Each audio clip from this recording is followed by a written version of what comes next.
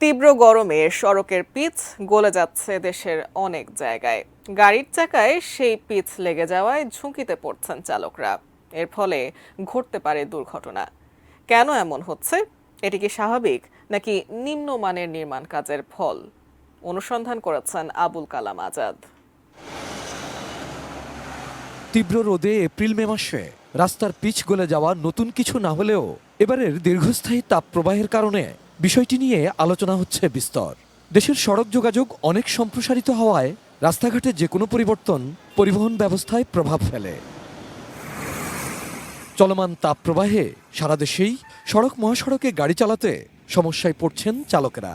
যাত্রীবাহী হোক বা মালবাহী, পিচগলা রাস্তায় বিপদে পড়তে পারে যে কোনো গাড়ি। চাকার মধ্যে পিচ লেগে যাচ্ছে, চাকা যাইতেও বাষ্ট, আসতেও বাষ্ট হয়। রাস্তায় মনে করেন ব্রেকের সঙ্গে পিচ উঠে যাচ্ছে। যারা ভারী গাড়ি চালান তাদের কিন্তু স্টিয়ারিংয়ের উপর নিয়ন্ত্রণটা থাকে না, কারণ চাকার সাথে রাস্তার উপরিতলের যে ফ্রিকশনটা তৈরি হওয়ার কথা সেটা যখন চলে যায় তখন বিপজ্জনক। কিন্তু কথা হলো, তপ্ত মরুর দেশে সড়কের পিচ না গড়লেও বাংলাদেশে কেন হচ্ছে?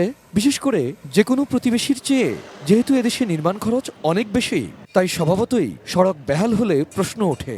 যেখানে পাথর দেওয়ার দরকার সেখানে দেয় আমা খোয়া, যেখানে আপনার বালি সিলেকশন বালি দেওয়ার দরকার সেখানে দেয় ঢালা আপনার নদীর বালি দেয়, ভিটামিনটা দেয় না, ওতে দেয় পোড়ামাফিল ফাইল। কাজ করে তো দেখি যে ভালো জিনিসের ভিতরে ত্রুটি আছে, হতেও পারে পিস ডুপ্লিকেট হতেও পারে। বিশেষজ্ঞরা বলছেন সড়কে অতিরিক্ত কিংবা নিম্নমানের নরম বিটুমিন দেওয়ার কারণেই গলে যায়। কন্ট্রাক্টর ভালো মানের রাস্তা বলতে বেশি পিচ ঢেলে দেয়। বিজ্ঞান বলে বেশিও দেওয়া যাবে না, কমও দেওয়া যাবে না, অপটিমাম দিতে হবে।